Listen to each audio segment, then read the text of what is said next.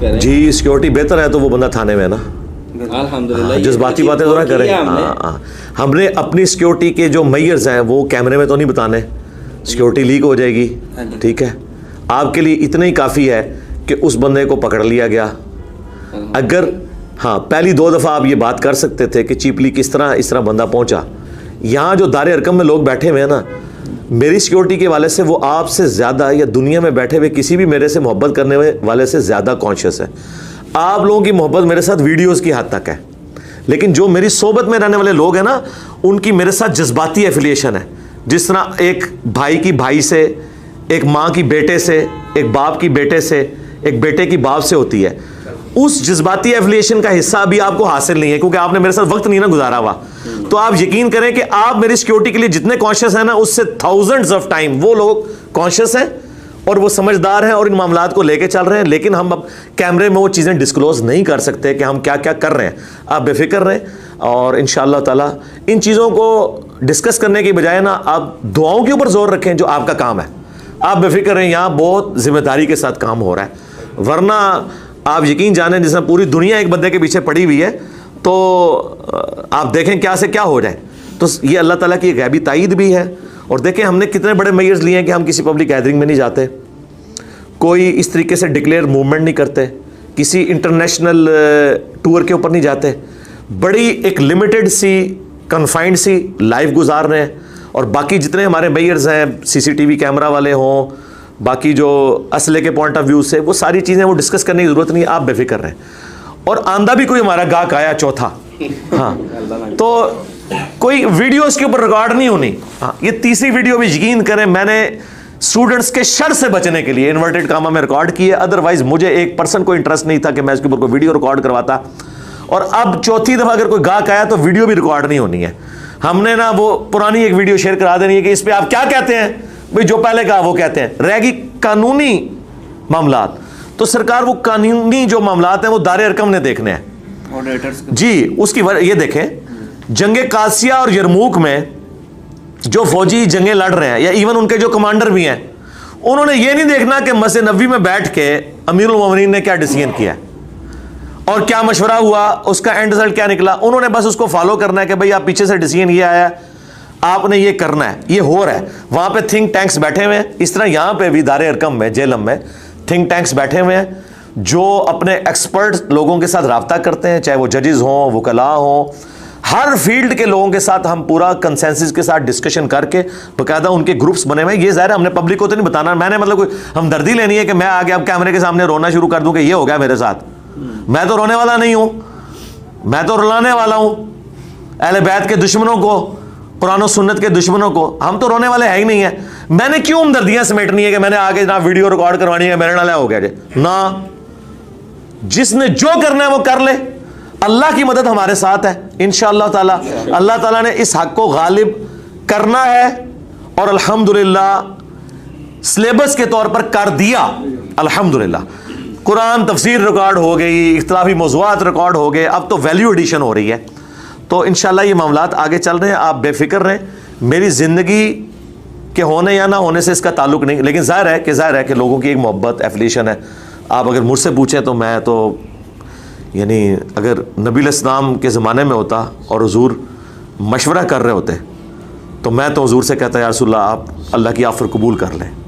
वो बुखारी मुस्लिम में है ना, हर नबी को ऑफ़र दी जाती है मरने से पहले कि चाहे तो हमेशा के लिए उम्मत में ज़िंदा रहे, चाहे आखिरत अडॉप्ट करे। तो मैं तो हुजूर को यही मशवरा कहता कि सरकार खुद ही रहें आप, ताकि फ़िरके बने ही ना। लेकिन अल्लाह की मशीयत कुछ और थी। तो ख्वाहिशात तो और होती हैं, लेकिन अल्लाह ताला ने लोगों को उठाकर बाकी वाले लोगों को आजमाना होता है। देखें मौला अली से जब मुस्नद अबी याला और मुस्तदल इलाके में एक बंदे ने कहा ना कि हज़रत आप हदीस तो बयान कर रहे हैं कि एक शख्स जो है वो नबी इस्लाम ने फरमाया कि ए अली बदबख्त तरीन शख्स इस उम्मत का वो होगा जिस तरह कौम समूद का वो शख्स था जिसने ऊँटनी को कत्ल किया, मेरी उम्मत का वो होगा जो तेरे सर के खून से तेरी दाढ़ी को रंग देगा। तो आप ये तो बयान कर रहे हैं, तो हज़रत जब आपको ये पता है तो आप पहले ही हमें बता देना कि आपके बाद खलीफा कौन होगा। तो उन्होंने कहा कि ये बार मैं नहीं उठाऊंगा, मैं अल्लाह के पास जाऊंगा, मैं अल्लाह से उम्मीद करता हूँ अगर तुम्हारे हक में कोई खैर लिखी हुई है तो तुम्हें कोई बेहतरीन हुक्मरान दे देगा, और अगर तुम्हारे लिए अल्लाह ने ये आजमाइश बना दी हुई है तो ज़ाहिर है उसकी आजमाइश को मैं टालने वाला नहीं हूँ। तो हज़रत अली ने अपना नायब किसी को नहीं बनाया। और एक रवायत हाकिम की उसमें आता है कि मैं तुम्हें वैसे ही छोड़ूंगा जैसा कि रसूलुल्लाह ने छोड़ा था और साहबे कराम ने अबू बकर को चुन लिया, मैं भी तुम्हें इसी तरह छोड़ के जाऊंगा, तुम्हें जो बेहतर लगे उसे चुन लेना। तो इसी तरीके से हम भी ये कहते हैं कि यार ये अल्लाह ने डिसाइड करना होता है। मौलाना मदूदी ने सोचा था कि मेरी लेगेसी को डॉक्टर इसरार आगे लेके चलेंगे और मौलाना इसहाक साहब आगे लेके चलेंगे। उनकी पूरी जमात में लाखों लोगों में एक मौलाना इसहाक और डॉक्टर इसरार नहीं पैदा हुआ, लेगेसी वो लेके चले। मौलाना इसहाक साहब ने कभी सोचा भी था कि उनकी लेगेसी अहले बैत के दिफा पे वो हमारे प्लेटफॉर्म से चलेगी? ये किसी ने नहीं सोचा होता। अल्लाह ने अपने बंदे उठाने होते हैं और आंदा भी अल्लाह ताला उठाएगा। ये अल्लाह ताला की जिम्मेदारी है और इतनी मुश्किल जिम्मेदारी आप अपने कंधों पे ना लें, ये अल्लाह के पास ही रहने दें, वो अपने बंदे खुद उठाएगा इंशाअल्लाह। अच्छा अली भाई, ये 3 दफ़ा एक्टिविटी हो जाना, ये छोटा सवाल इसके अंदर से जो था, 3 दफ़ा इतनी बड़ी एक्टिविटी हो जाना, ये कौन सी ऐसी चीज़ है जो आपके असाब को इतना मजबूत करती है कि आप इससे डरे बगैर फिर वैसे कि उसी जोशो जज्बे से वही चीज़ें बयान करते हैं? हमें भी बताएं ताकि हमें भी मोटिवेशन आए। हम तो मेरे भाई किसी स्टूडेंट से एक्सपेक्ट ही नहीं करते कि वो इस तरह की कोई दलेरी दिखाने की कोशिश करे। हम कब कह रहे हैं मेरे भाई, तोप के मुंह के आगे मुझे ही रहने दें। हाँ, आप इस किस्म की कोई हरकत ना करें, ये सारा मलबा मेरे लिए रहने दें। जिस बंदे की जितनी कॉम्पिटेंसी कैपेसिटी होती है ना, उसके मुताबिक अल्लाह ताला उसको उठाता है। ये इंसान की को अपनी जरूरत नहीं होती है ना, मेरी अपनी कोई जरूरत है। हालात व वाक़यात अल्लाह ताला खुद पैदा करता है।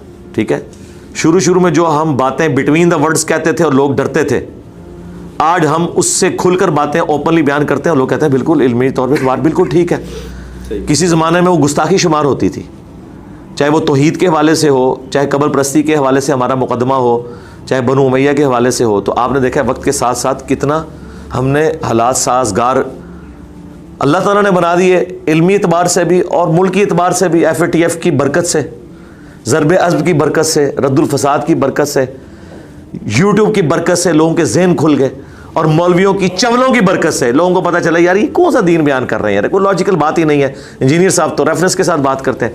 तो इसलिए ये अल्लाह ताला खुद आपके असाब मजबूत करेगा। और दूसरी बात है, ये हमारा बुनियादी अकीदा है। कुरान में आया है कि जब मौत का वक्त आ जाता है तो ना एक लम्हा आगे होता है ना पीछे। इस पे भी वैसे ही अकीदा रखना ज़रूरी है जिस तरह कि अल्लाह को एक मानना। तो सरकार फिर अब आप हमसे ये क्वेश्चन क्यों करते हैं कि आप अल्लाह को एक क्यों मानते हैं? भाई मानते हैं, दलाइल के साथ मानते हैं, बार बार तो ये क्वेश्चन ना पूछें। इस तरह मौत का भी एक वक्त मुकर्रर है, ये हमारे अकीदे का हिस्सा है, हम मानते हैं। कम से कम यार मेरी शक्ल में जो अल्लाह ताला ने आपके सामने एक चीज़ रखी है कि अल्लाह ताला ने अपना वो सारे का सारा काम पूरा करवाया, अल्हम्दुलिल्लाह। 2017 में जो मर्डर अटैम्प्ट है उसमें 25 से 30 जख्म दोनों हाथों में उसके थे और इधर उसके सारे वार थे। एक ही लगने की देर थी ना, शारा कट जाती है। तो और उस वक्त मैं बिल्कुल निहत्ता था, उस्मान भाई मेरे पास थे लेकिन वो भी पीछे थे। मतलब वो किस तरीके से मामला हुआ वो तो वीडियो में रिकॉर्ड है, लेकिन हमने ज़रा पब्लिक नहीं की, वो फिर एक पैनिक फैल जाता है। तो 2017 के बाद उस वक्त तक हमारे सब्सक्राइबर मुश्किल अभी 1 लाख थे। और सब्सक्राइबर होना तो इतनी बड़ी बात नहीं है, व्यूअरशिप की आप बात करें और दुनिया में बात पहुंचने की। उसके बाद से फिर ये सारे मामला चले और आप देखें दावत कितनी उसकी वजह से फली फूली है। तो हर शर में से खैर निकलता है अल्हम्दुलिल्लाह। इस शर में से ये खैर निकला है कि आपको ये पता चल गया है कि ये लोग इल्मी दलाइल में मात हो चुके हैं और कितनी नीच हरकतों के ऊपर जो है ना वो उतर आए हैं। वीडियोस में तो कहते हैं एक्स्ट्रा जुडिशल एक्टिविटीज़ करना हराम है, जो मैं कहता हूँ कि इनका वीडियो पे ईमान कुछ और होता है, पब्लिक में और होता है और अंदर खाने कुछ और होता है, वो आपके सामने आ गया। तो इंशाअल्लाह ताला जिसने भी जो किया है हम उसे कानून के दायरे में लेके आएंगे। मैं तो इससे अगली बात करता हूँ, जो एक्टिविटीज़ में यूज़ हुए मैं तो उनको काबिल रहम समझता हूँ।